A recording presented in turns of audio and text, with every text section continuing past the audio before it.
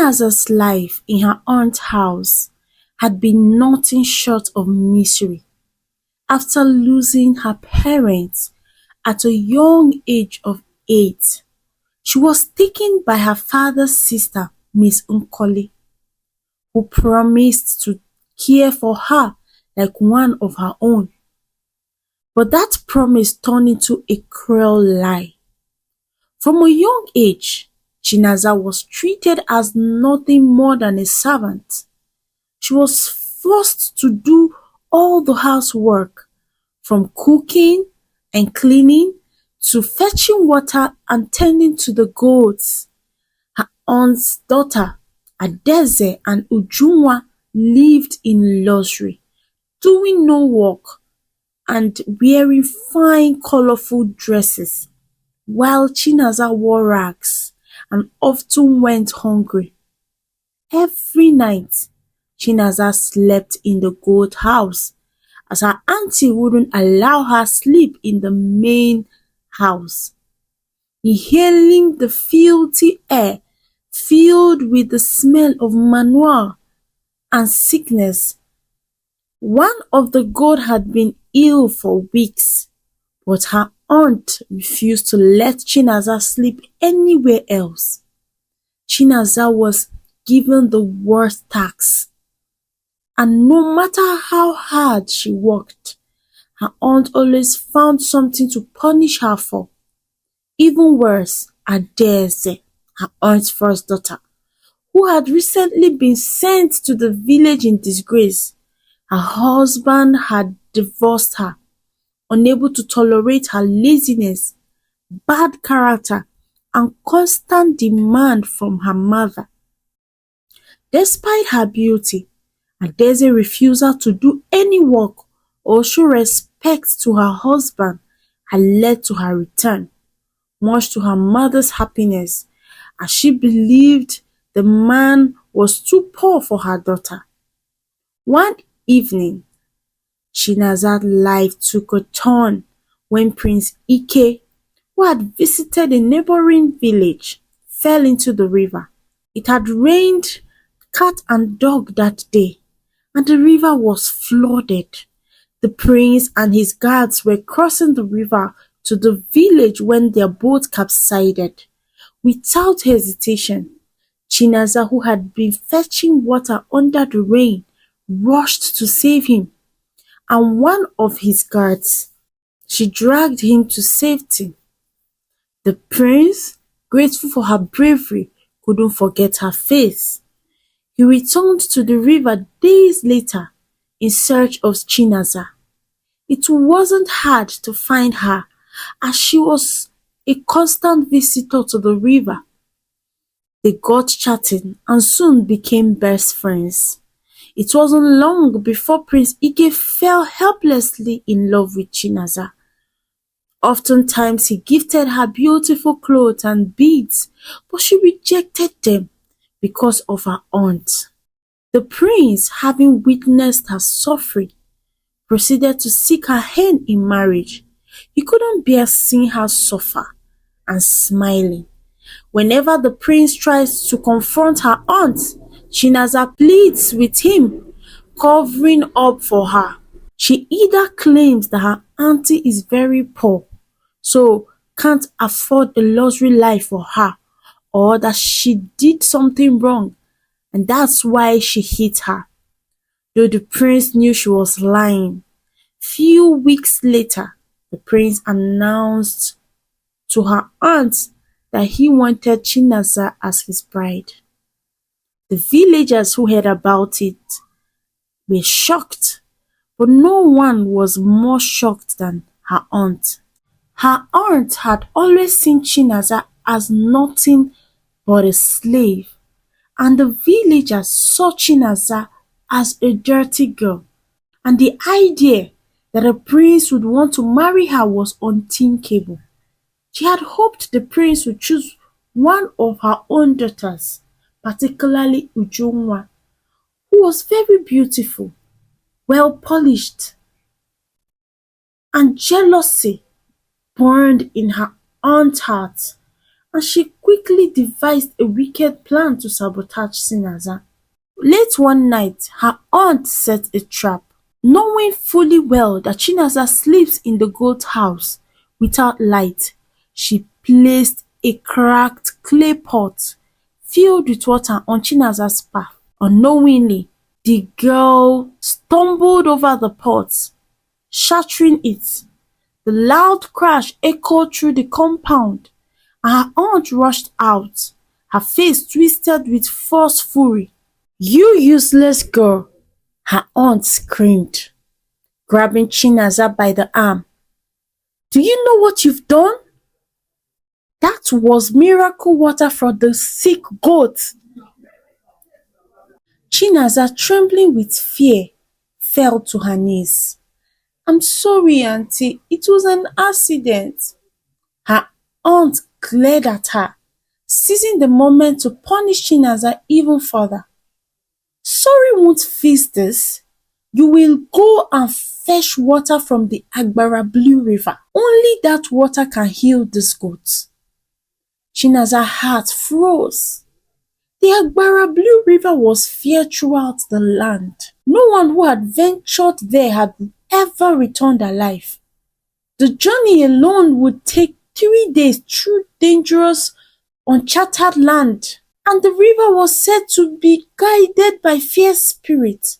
"Please, auntie," Chinaza begged, tears streaming down her face. "I will fetch water from anywhere else. Please don't send me there." But her aunt was unmoved. "It must be the Agbara water. You leave now or don't return at all." Left with no choice, Chinaza set out that night. As she walked away from the village, her heart heavy with dread, she came across two different rivers. Desperate to avoid the Agbara Blue River, she fetched water from each, hoping it would be enough. But when she returned home, her aunt cruelly rejected both of them. "This is not the water I asked for," her aunt snapped. "Go to the Agbara Blue River or face the consequences." Chinaza's pleas were ignored. Her aunt's heart was set on sending her to a place of no return. With no other option, Chinaza began the long and dangerous journey to the dreaded river. As she walked through the night, her tears fell, knowing that her own family had condemned her to impossible fate. Chinaza walked for hours in the dark, her feet aching and her eyes heavy with sleep. She had to rest under a large tree for a while, but knew she couldn't stop for too long. The journey was dangerous, and the stories she had heard about the Agbara Blue River made her tremble. She had no food, no protection, and no idea what lay ahead. The forest was filled with strange sound, and shadows danced under the moonlight. Despite her fear, Chinaza kept walking, determined to complete the task and return home, even without knowing where she was going to. On the second day of her journey, Chinaza reached the top of a hill and came face to face with a terrifying sight. Sitting on the hill was the first of the 7 gods, a creature with 2 heads and a tail of a fish. Chinaza was so frightened that she screamed and begged the god not to harm her. The gods, however, found her fear amusing and moved closer as if to attack. Chinaza remembered the stories she had heard. The gods only listened to songs. With her heart racing, she began to sing about her situation, hoping for mercy. Chinaza's voice trembled as she sang. "I mistakenly threw away my aunt's miracle water. I fetched the river's water, but she refused. I fetched the purest water, but she refused. She said it must be the Agbara water." Hearing her song, the 2-headed god stopped and listened carefully. It felt pity for the girl and allowed her to pass unharmed. Relieved but still frightened, Chinaza thanked the god and continued on her way. Not long after leaving the hill, Chinaza encountered another god. The one had 3 human heads and a long snake-like body. Chinaza was once again filled with fear, but she knew what she had to do. She began to sing her sorrowful song, explaining her journey and the cruel tax her aunt had given her. The three-headed gods listened to her song, and after hearing her story, it too felt pity for her. The god allowed Chinaza to pass, warning her that more challenges were ahead. As Chinaza continued her journey, she came across the third god, a creature with 4 heads and the tail of a serpent. Chinaza was terrified but knew that singing was her only chance of survival. She sang her song, hoping that the 4-headed god would also allow her mercy. The god listened and, moved by her word, allowed her to pass as others had. Chinaza thanked the god and pressed on, her body growing weak from hunger and exhaustion. After passing the 4-headed gods, Chinaza's path became more dangerous. She stumbled upon a massive fire-breathing dragon, its scale glowing with intense heat. The dragon blocked the road ahead, its eyes glaring down at her.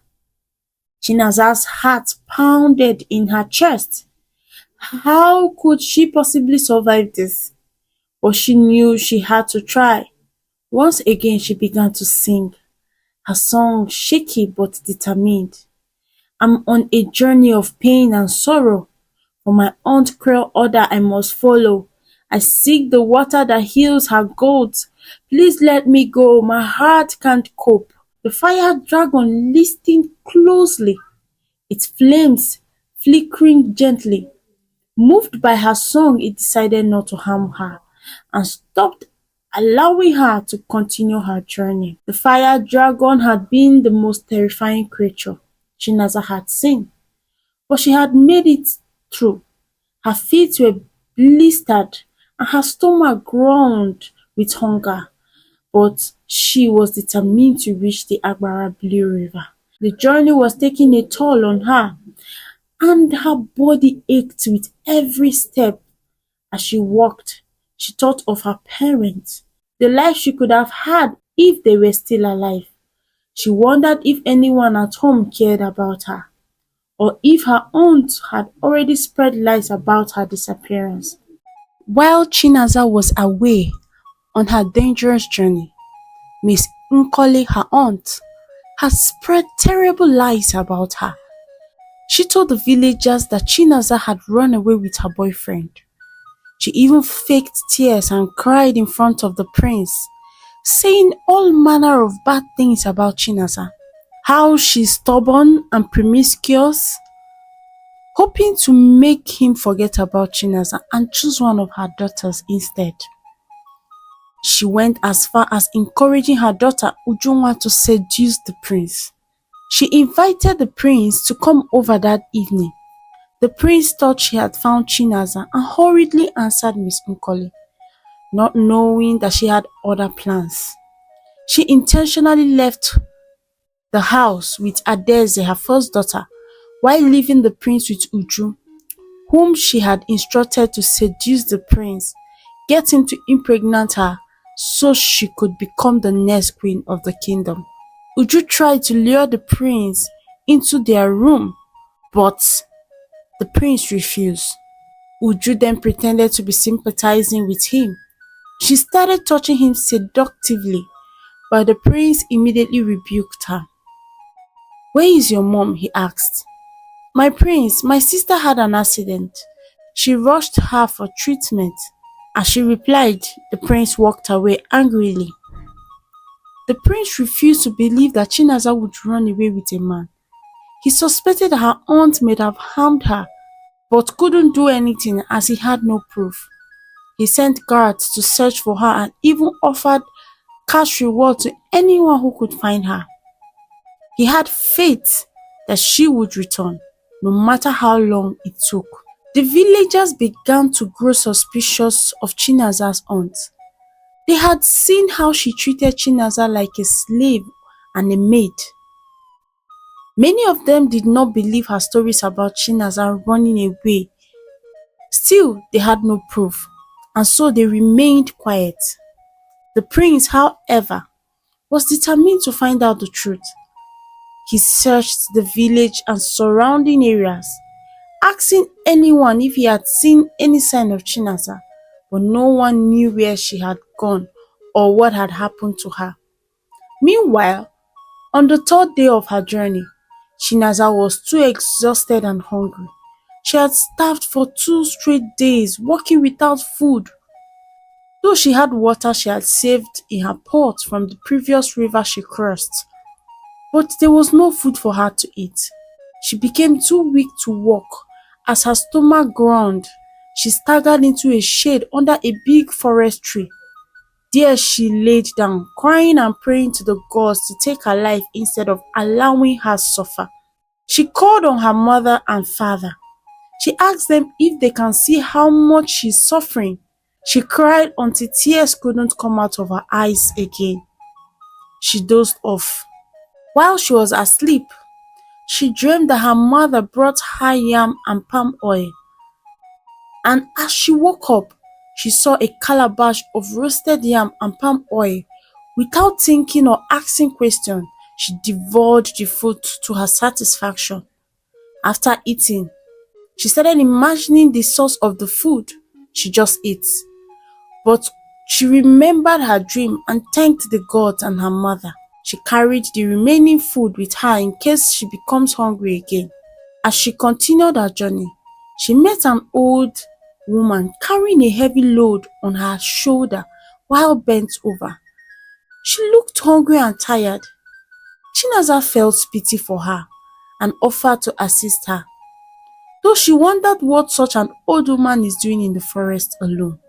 As they walked some distance, the old woman started throwing tantrums like a child. She complained she was hungry and tired. Chinaza asked her some questions, but she ignored her. She started crying. Chinaza offered her the remains of the food she had had earlier and also offered her her last water. After eating and drinking the water, she smiled. "Congratulations, you just passed my test." Chinaza looked shocked. She laughed, congratulating her again that she just passed the God's trial of kindness, peace, love, and tolerance. The old woman transformed into a beautiful lady. The old woman also informed her the right direction to the Agbara Blue River. Chinaza, grateful to the woman, knelt down and appreciated her. As she turned to continue her journey, the woman disappeared. Few hours later, Chinaza finally reached the Agbara Blue River, but her relief was short-lived. Sitting at the edge of the river was the most terrifying creature she had ever seen, a 7-headed mermaid. Unlike the other gods, this one did not look kind or merciful. The mermaid's 7 head hissed and snared at her as she approached the water. Chinaza knew that this would be her greatest challenge, yet she began to sing. "Okwalem kuwarumiri sodonite iyenyelem. Okuwarumiri sodonite iyenyelem. Unkeyo pura chika iyenyelem. Unkeyo puru gele i sinanke na cha marara kiwela cha. Nkene de pempem kiwele de iyenyelem. Mira gbarahe miri ndị nsọ iyenyelem." Hoping that her song would soften the heart of the mermaid, as it has done with others. Chinaza's song filled the air as she sang about her journey, her aunt's cruelty, and her desperate need to fetch the water from the river. But this time, The mermaid was not easily moved. "I do not give my water freely," the mermaid said, her 7 heads speaking in unison. "If you want this water, you must pass my test." Chinaza trembled with fear, but she knew she had no choice. The mermaid handed her a small enchanted stone and told her to throw it into the river. If it floated, she would get the water, but if it sank, she would be lost forever. Chinaza held the stone tightly in her hand, her heart pounding and her hand shaking. She walked slowly to the river edge, her legs shaking with fear. With a deep breath, she tossed the stone into the water and watched as it fell. For a moment, it sank beneath the surface, and Chinaza's heart dropped. But then, as if by magic, the stone rose to the surface and floated gently on the water.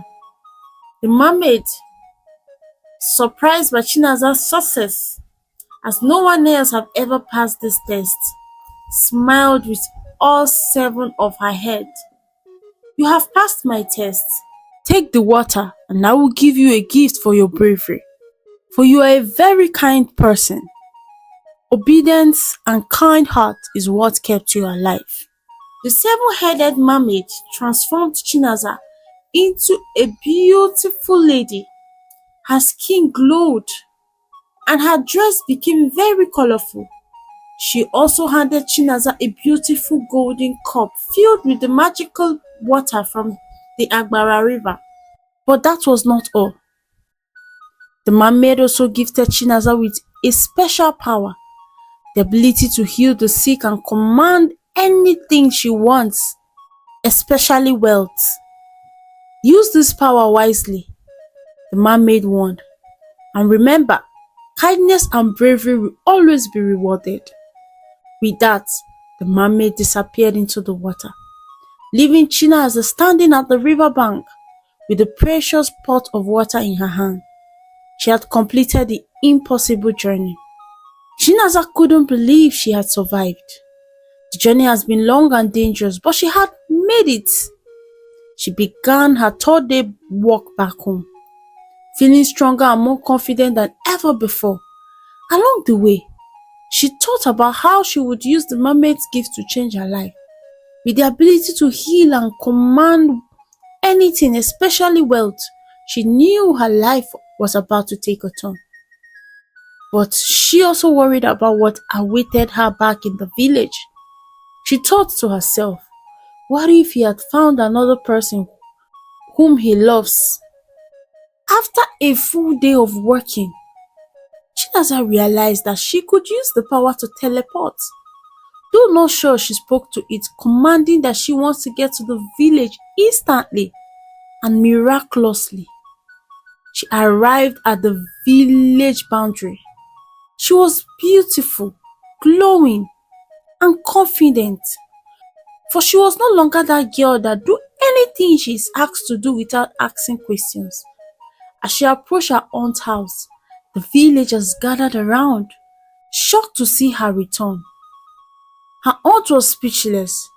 She had not expected Chinaza to survive the dangerous journey to the Agbara Blue River. The villagers gathered, surprised at Chinaza's transformation. They couldn't believe their eyes. Chinaza presented the magical water. She walked over to the sick goats that her aunts had claimed needed healing. With a gentle touch, she poured some of the magical water over to the goats. Almost instantly, the goat's strange illness disappeared, and he stood up healthy and strong once more. The villagers were amazed, and words of Chinaza's power to heal quickly spread throughout the village. As soon as the prince heard that Chinaza had returned, he rushed to her aunt's house, for he never gave up hope, and now his fate was rewarded. Seeing Chinaza again, he knew she was the one he wanted to marry. No matter what her aunt had said or done, the prince hugged her tightly and asked her to come with him to the palace, which she followed him, and narrated all that happened and how her aunt was responsible for her disappearance. The prince became furious and wanted to punish her aunt for what she had done to her, but she pleaded, begging him to forgive her. The prince immediately began preparation for their marriage, determined to give Chinaza the grand celebration she deserved. The entire village burst with excitement.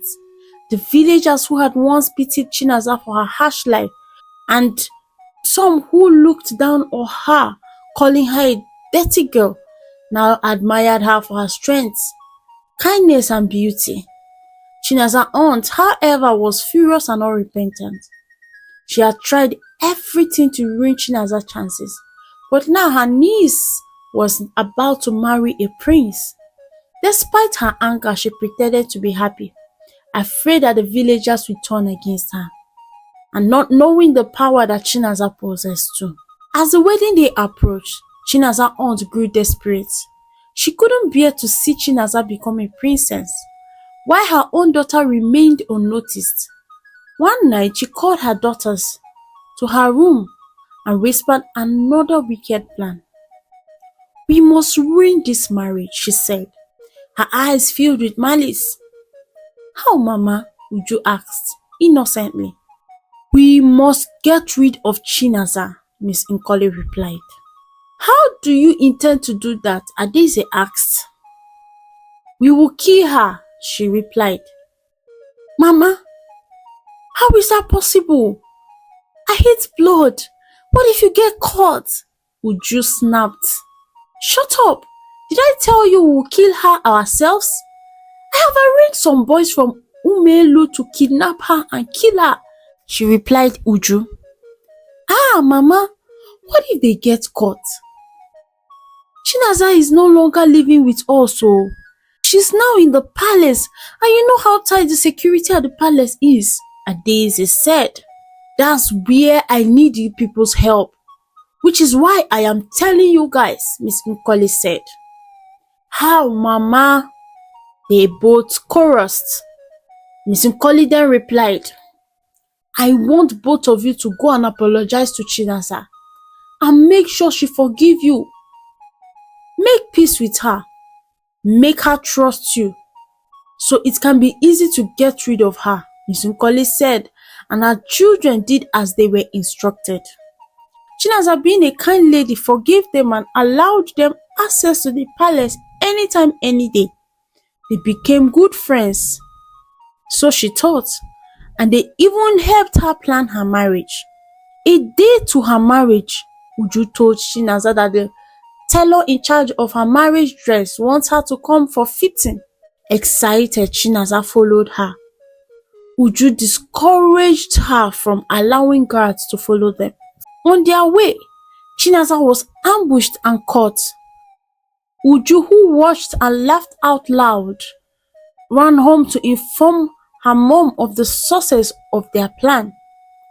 The kidnappers took Chinaza to Umelu, to a secluded hut, a lonely part.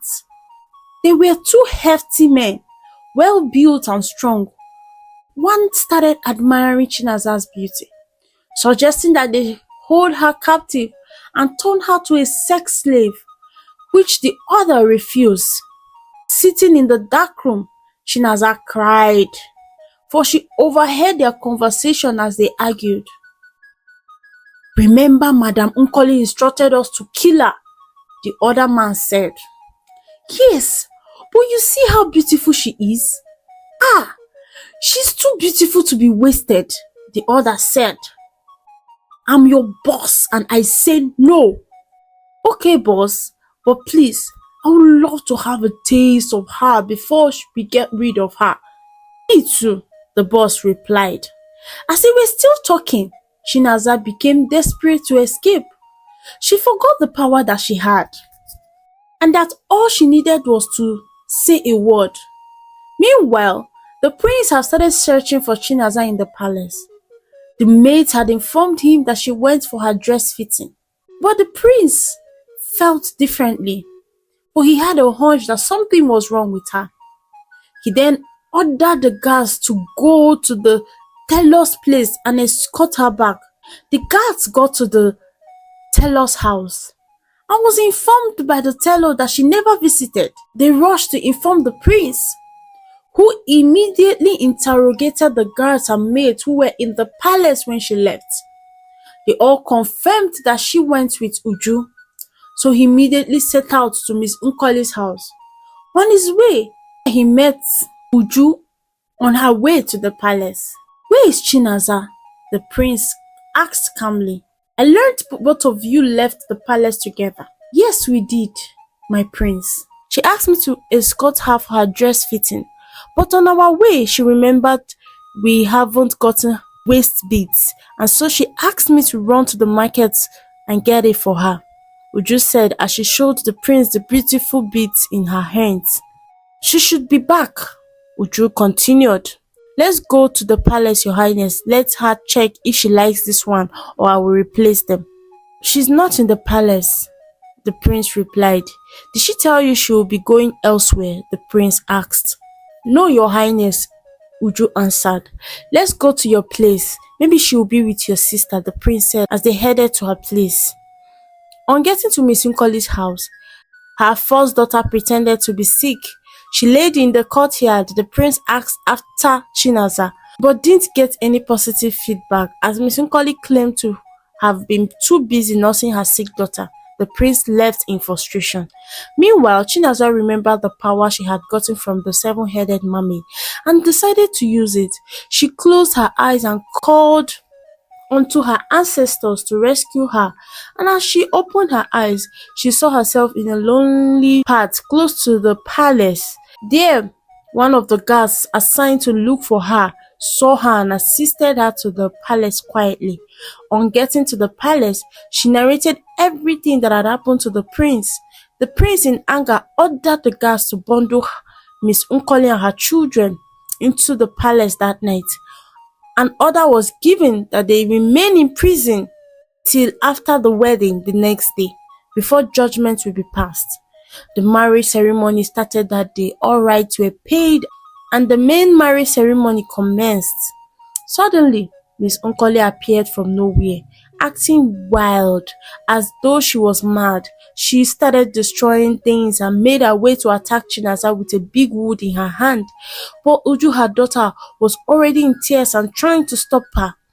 As she made her way to hit Chinaza, who was already declared queen, Uju attempted to stop her alongside the guards.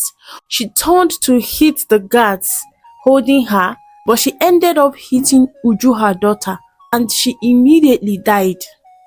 The incident happened within splits of seconds. On seeing what she had done, she collapsed and died too. Adese, her first daughter, ran away from the village and never returned till date. No one knows how she broke out of the prison she was kept with her daughters, and some villagers believe the gods judged her for the suffering she melted on Chinaza. The celebration continued. A grand feast was prepared and everyone in the village was invited to partake in their joyous occasion. Chinaza, though sad for her aunt and her dead cousin, she no longer felt like the orphan girl who had been treated as a slave. Now she was a queen, loved and respected by all. As the night wore on, villagers danced and sang in honor of the new couple, and Chinaza felt a sense of peace she had never known before. Uju was later buried 3 days after, and with her aunts gone, Chinaza's life became peaceful. She settled into her new role as a queen, using her power to help those in need. Whenever someone in the village fell ill, Chinaza would heal them with the gift she had received from the seven-headed mermaid. The villagers admired her even more for her generosity and kindness. Though she had the power to command wealth, Chinaza never used it for herself. She was content with the simple life she had built with the prince, now king, and together they ruled the village with fairness and love.